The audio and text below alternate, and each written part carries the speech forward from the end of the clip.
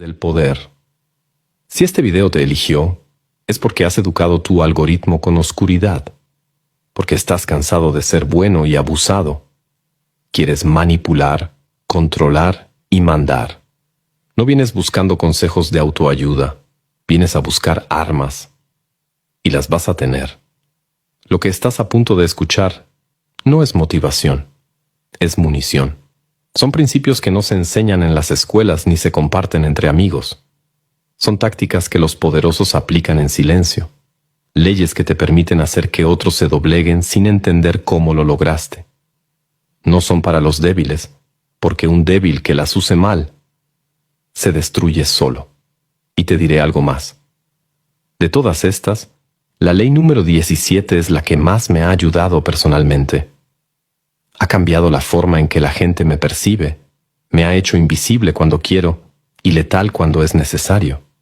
Si entiendes esa ley, todo lo demás se vuelve más fácil y más peligroso. Así que escucha con atención, porque lo que viene no es teoría, es veneno en dosis precisas. Cada ley es un filo distinto, y solo un verdadero estratega sabrá cuándo usarlo. Si llegas hasta el final, tendrás un arsenal que muy pocos conocen y que casi nadie se atreve a usar. Ley 1. No muestres todas tus cartas. El error más común de quienes entran en el juego del poder es creer que la transparencia es una virtud universal. Creen que abrir el corazón, contar todos sus planes y mostrar sus verdaderas intenciones generará confianza y respeto.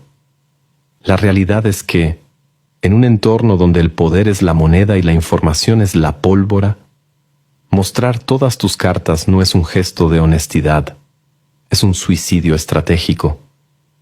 La gente no juzga por la verdad que compartes, sino por cómo puede usarla contra ti. Cada palabra que revelas, cada debilidad que confiesas y cada plan que anuncias se convierte en un arma potencial en manos ajenas.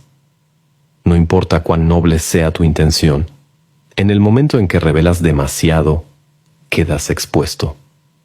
Debes entender que el poder no se construye sobre lo que los demás saben de ti, sino sobre lo que ignoran.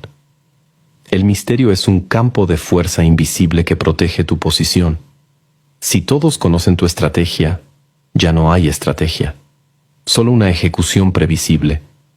Y en el terreno del poder, lo previsible se convierte en un blanco fácil. Quien sabe lo que harás mañana puede adelantarse y cerrar tu camino antes de que des el primer paso. Por eso, el silencio selectivo y la opacidad calculada no son un capricho, son un escudo. No se trata de mentir, sino de administrar la verdad como un recurso limitado, dosificando cada fragmento de información hasta que sirva a tu propósito. Cuando hablas demasiado, entregas más que información, entregas control. Quien escucha tus planes ya no necesita observarte, porque le has regalado el mapa. Y no importa si es un amigo, un socio o un amante, la tentación de usar ese mapa para ganar ventaja será siempre más fuerte que su lealtad declarada.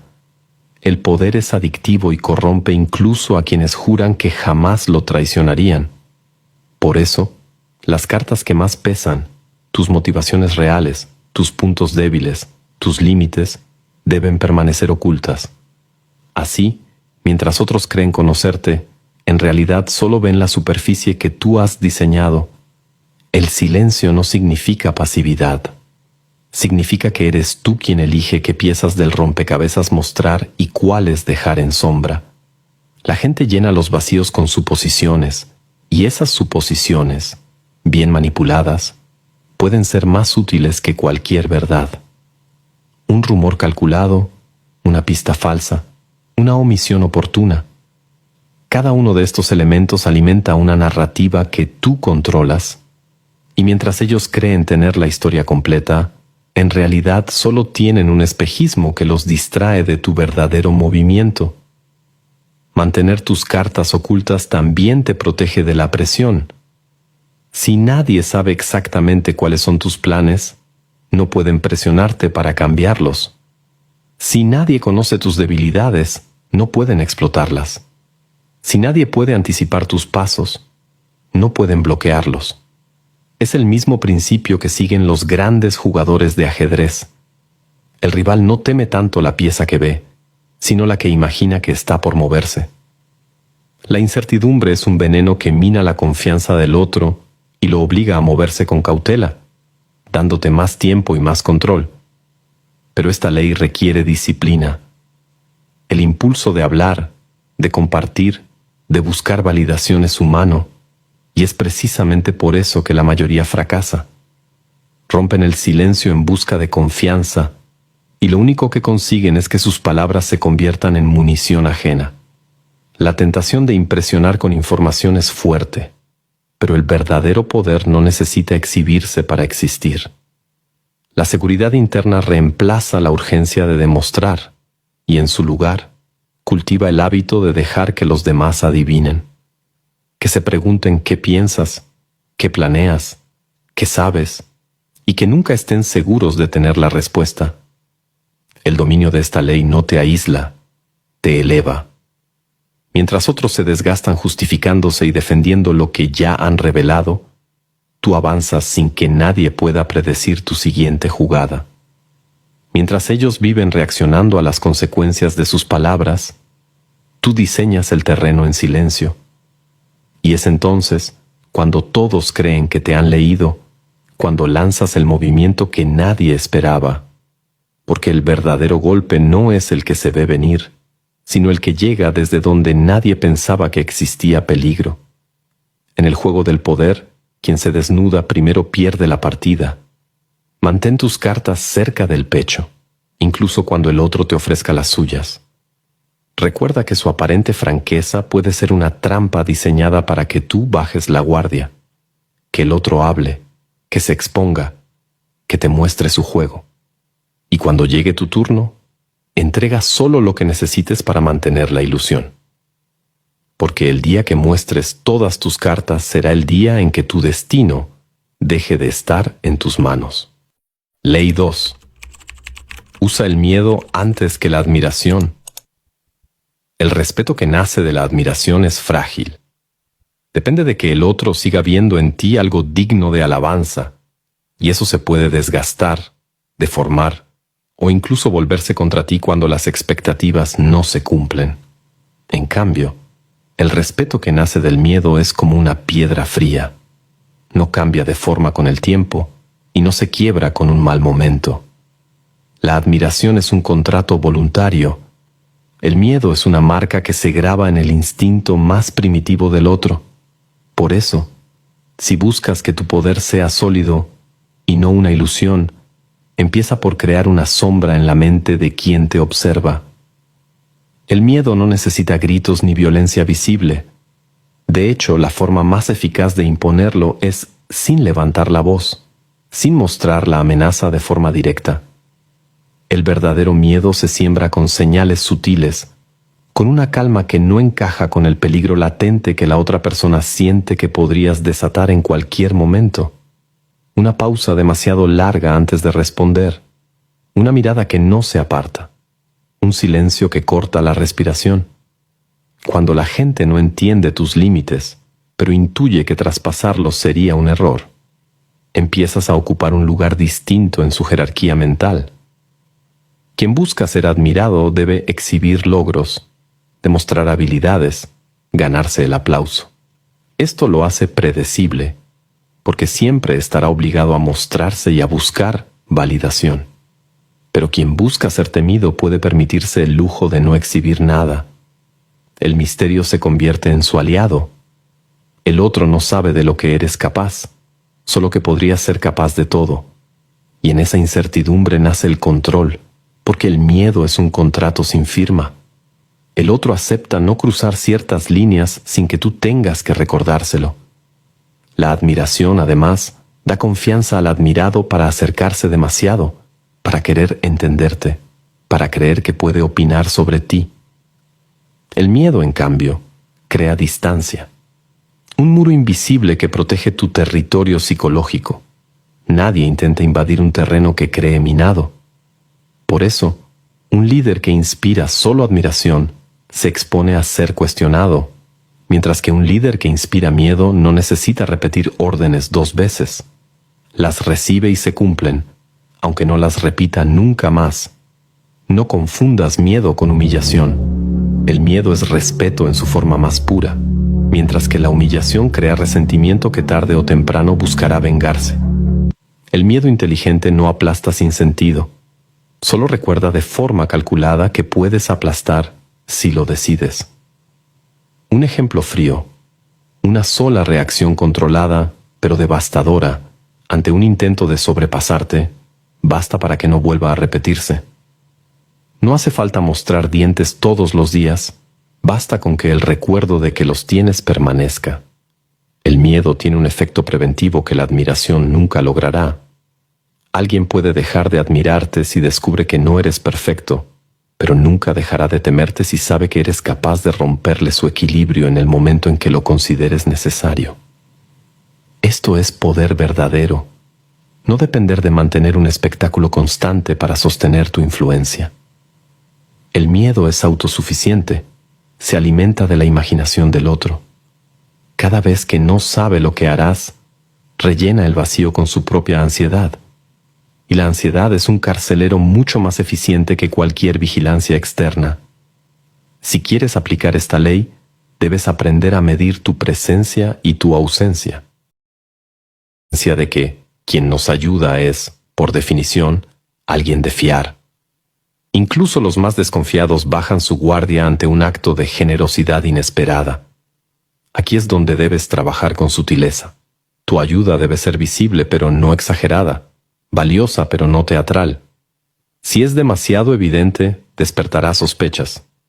Si es demasiado pequeña, no generará impacto. El equilibrio está en hacer algo que para ti sea un movimiento calculado, pero para la otra persona parezca un sacrificio real. Una vez dentro de su círculo de confianza, tu posición cambia radicalmente. Ya no eres un extraño ni un competidor, sino un aliado. Desde esa posición puedes observar de cerca sus debilidades, sus rutinas, sus inseguridades y sus motivaciones ocultas. La información que obtengas en este periodo es más valiosa que cualquier ataque prematuro. Es como caminar por un terreno enemigo con un mapa detallado en la mano.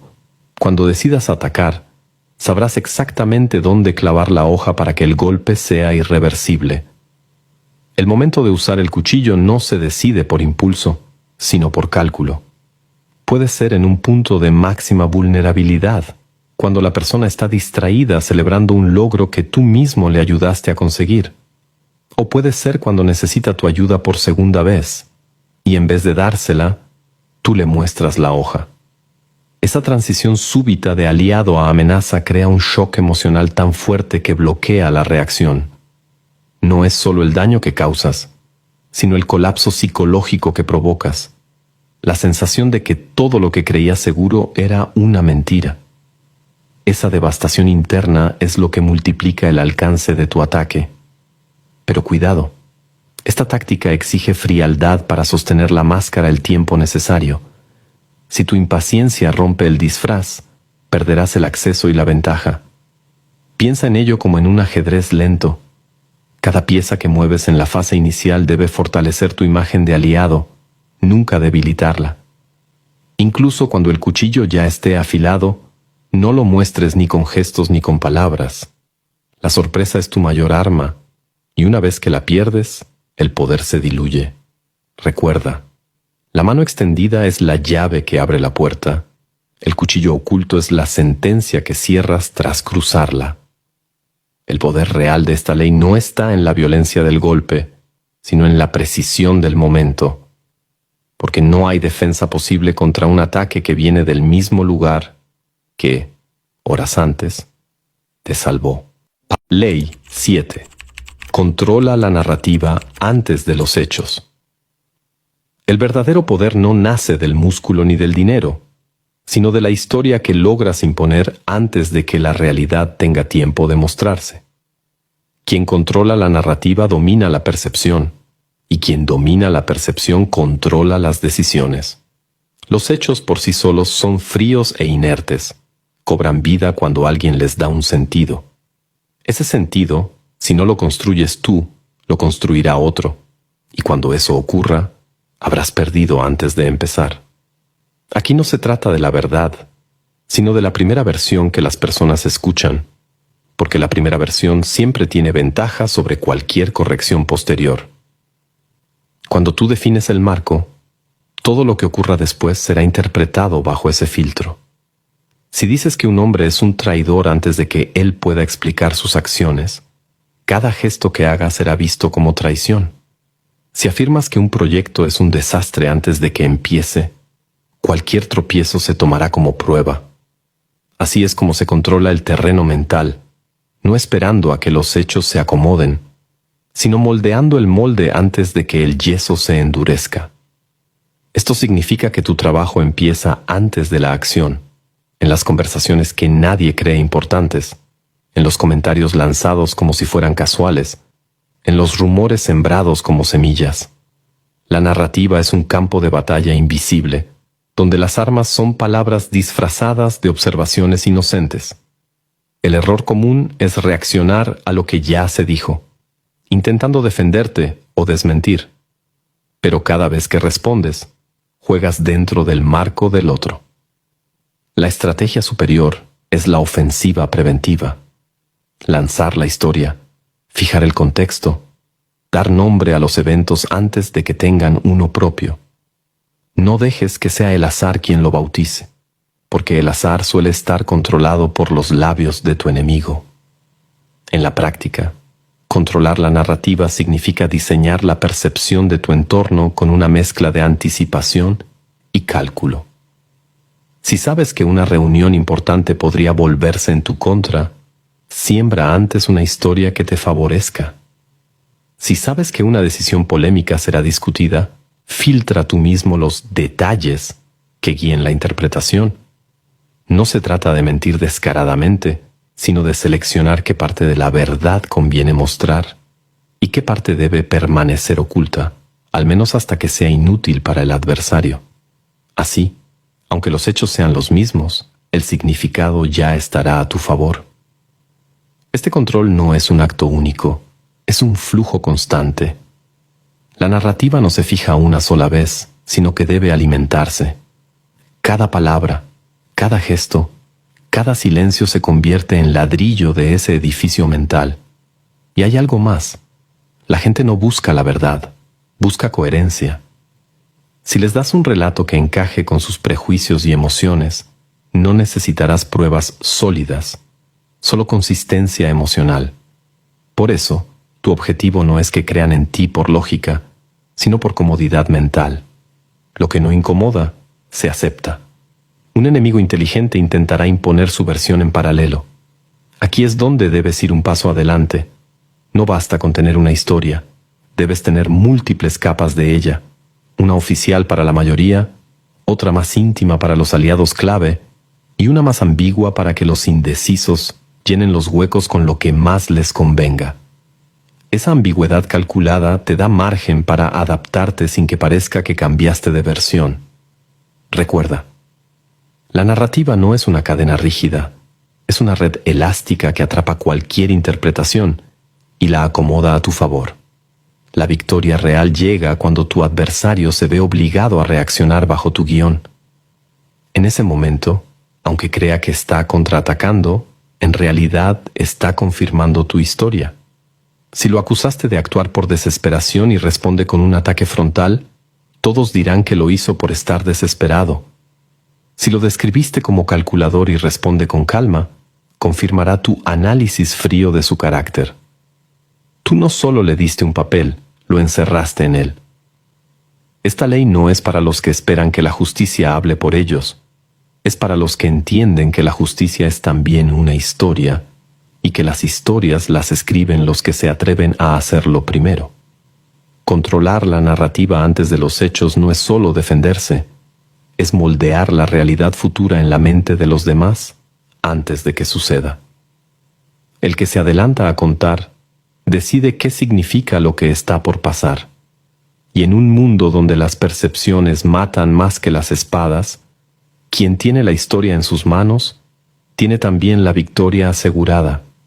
Ley 8. No dejes crecer a un enemigo. Hay batallas que se ganan antes de empezar, y enemigos que se derrotan antes de que se atrevan siquiera a declararse como tales. El error fatal es pensar que una amenaza es real solo cuando ya te ataca de frente. El verdadero peligro es el que crece en silencio, bajo la fachada de amistad, neutralidad o simple irrelevancia. Ese competidor que hoy parece inofensivo, si se le deja madurar, mañana se convertirá en un adversario con armas, aliados y motivaciones suficientes para querer verte caer. Y lo más irónico es que muchas veces su crecimiento se alimenta de tu propia indiferencia. Un enemigo pequeño es como una semilla en tierra fértil. No importa si hoy parece incapaz de dañarte, si tiene un mínimo de ambición y tiempo suficiente germinará. Al principio puede presentarse como un aliado útil, alguien que te respeta, que aprende de ti, que incluso parece ayudarte a crecer. Pero esa cercanía es también una oportunidad para que estudie tus métodos, tus reacciones y tus debilidades. Cada interacción es para él una clase gratuita de cómo destruirte en el futuro. Tú le das acceso, y él convierte ese acceso en un mapa de tus puntos vulnerables. La mente ingenua cree que la ausencia de conflicto es sinónimo de paz. Pero la ausencia de conflicto también puede ser el silencio antes de la tormenta. Quien te sonríe hoy, pero crece en influencia, recursos o reputación en paralelo a ti, puede estar construyendo, ladrillo a ladrillo, el muro que mañana te separará de tu propio territorio. Y cuando finalmente percibas la amenaza, puede que ese muro ya sea tan alto que derribarlo signifique un costo desproporcionado. Debes entender que la fortaleza de un rival se forma mucho antes de que lo consideres un rival. El subordinado que acumula seguidores dentro de tu equipo, el socio que empieza a ganar crédito por tus logros, el amigo que establece conexiones con tus contactos más valiosos, ninguno de ellos es peligroso por lo que es hoy, sino por lo que podría ser si lo dejas avanzar sin freno. Esta ley no se basa en paranoia ciega, sino en la lectura fría de patrones. Si ves señales de consolidación en alguien que podría tener intereses opuestos a los tuyos, actuar temprano es menos cruel que permitir que crezca y luego aplastarlo cuando ya hay demasiadas vidas y relaciones en juego. El contraataque temprano no tiene por qué ser una confrontación abierta. Las maniobras más efectivas suelen ser invisibles para el objetivo. Puedes limitar su acceso a recursos estratégicos sin que lo note, sembrar pequeñas dudas sobre su confiabilidad en los oídos adecuados, redirigir sus ambiciones hacia terrenos que no interfieran con los tuyos. Un enemigo que invierte su energía en conquistar un espacio irrelevante para ti, no está avanzando contra ti, aunque él crea que sí. Esa es la belleza de la manipulación preventiva. Dejar que el otro crea que está ganando mientras en realidad solo se está alejando del centro de tu poder. También está la táctica del desgaste indirecto, saturar a tu potencial adversario con tareas, distracciones y compromisos que consuman su tiempo y energía. No es necesario destruirlo, basta con impedir que tenga el espacio mental y emocional para planificar contra ti. Si logras que su foco esté dividido, su crecimiento se ralentizará y su amenaza se reducirá de forma natural. El mayor error que puedes cometer es subestimarlo. Un enemigo pequeño y motivado, al que se le deja crecer, es como una infección que se extiende por debajo de la piel. No duele al principio, pero cuando notas el daño ya es demasiado tarde para curarla sin dejar cicatrices profundas. Neutralizar temprano no es crueldad, es autodefensa inteligente. No dejes que el miedo a parecer agresivo te impida actuar. En el tablero del poder, la pasividad es un regalo para tu rival. Y recuerda que no siempre es necesario que tú seas quien ejecute la neutralización. La maestría está en crear un escenario donde otros, movidos por sus propios intereses, frenen el crecimiento de tu enemigo sin siquiera saber que te están haciendo un favor.